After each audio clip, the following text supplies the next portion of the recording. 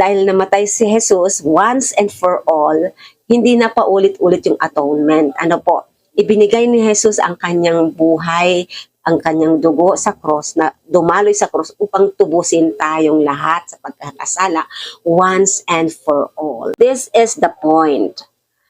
You died to the power of the law when you died with Christ, and now you are united with the one who was raised from the dead. As a result, we can produce a harvest of good deeds for God.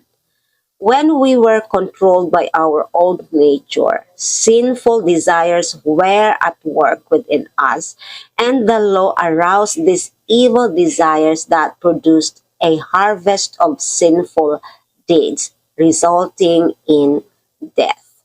But now we have been released from the law, for we died to it and are no longer captive to its power.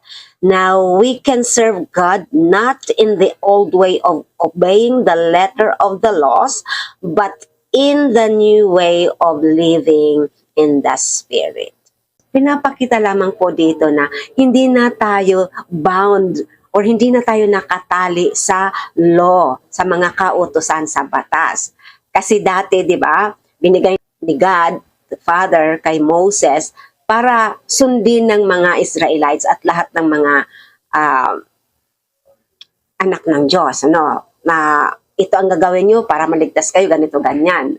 Pero dahil nga walang nakakaligtas dahil doon at paulit-ulit na nagbubuhos ng dugo, di ba, nag-aayuno sila nagsasacrifice sila dati noong unang panahon ng mga animals, birds, para lang ma-atone yung mga kasalanan. Pero ngayon, dahil namatay si Jesus once and for all, hindi na paulit-ulit yung atonement. Ano po? Ibinigay ni Jesus ang kanyang buhay, ang kanyang dugo sa cross, na dumaloy sa cross upang tubusin tayong lahat sa pagkakasala once and for all. Kasi nga po, we are sinful. So, we need the blood of Jesus Christ para ma-restore yung ating relationship kay God the Father. Ano po? So, ayun nga po, hindi na tayo nakatali sa kautusan na yun. We are no longer bound to that law, sa mga kautusan, because we are now under grace. We are saved by grace and not by works, so that no one may boast. Ano po? Hindi tayo maliligtas sa gawa lang. Okay, ipagpatuloy po natin. Ano po? Okay, dito po tayo sa verse 7. Ano po? God's law reveals our sin. So, well then, basahin po natin na, well then, am I suggesting that the law of God is sinful?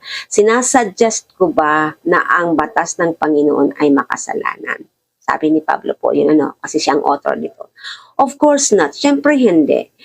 In fact, it was the law that showed me my sin. Sa totoo lang, ang batas ang nagpakita sa akin ng aking kasalanan. I would never have known that coveting is wrong if the law had not said. Hindi ko malalaman na ang coveting pala ay mali kung walang kautusan tungkol dito, kung hindi nasabi ng kautusan ang tungkol sa coveting. But sin used this command to arouse all kinds of covetous desires within me. Sabi ni Pablo, pero ang kasalanan ay ginamit ang command na ito to arouse all kinds of covetous desires. Ano yung arouse? To trigger, para ipalabas ang lahat ng mga uri ng mga mapang-angking desires, di ba? Mapang-angking desires, mapang-angking pagnanasa within me, sa ating mga sarili. So ilagay po natin ito sa ating sarili pa. Di ba ganun tayo? Kung wala itong batas, hindi natin malalaman na mali pala yung magnasa sa mga bagay na hindi sa atin, mga bagay na hindi natin pag-aari. At one time, I lived without understanding the law. But when I learned the command not to covet, for instance, the power of sin came to life. Di ba po, na minsan dati hindi natin alam na mali pala ang ganitong uri ng kasalanan.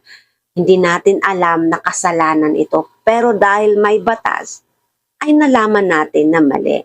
Na-discover natin that the laws, commands, which were supposed to bring life, brought spiritual death instead. Na ang batas na dapat ay magbibigay ng buhay sa atin, ay nagbigay ng spiritual death instead. Bakit? Kasi dati akala natin yung batas kakampi natin. Akala natin yung batas magbibigay sa ating ng freedom, ng kalayaan, ng buhay. Pero dahil sa batas, ay namatay ang dating tayo kasi yung mga mali nating ginagawa ay hindi na natin magagawa kasi alam na nating mali. So, there is death sa mga dating nakasanayan natin. Sin took advantage of those commands and deceived me. It used the commands to kill me. Ang bigat, ano po? But still, the law itself is holy and its commands are holy and right and good. So, pinatutunayan po dito ni Pablo na ang commandments ni God ay holy, right, and good. Kasi, dahil sa commandments na ito, ay hindi na natin nagagawa pang muli o napipigilan na tayong gawin yung mga bagay na ikamamatay natin spiritually. Ano po? So, mayroon na tayong knowledge, mayroon na tayong gabay. Diba? So, hindi na tayo under the fear of spiritual death or separation from God. Kasi alam na natin yung batas. Ano po? Tayo mga anak ng Diyos ay napakasarap malaman na ang pagmamahal ng Diyos ay sobra-sobra pagkat nagbibigay siya ng gabay sa atin. Dahil kung wala itong batas, hindi natin malalaman na tayo pala'y makasalanan. Ano po?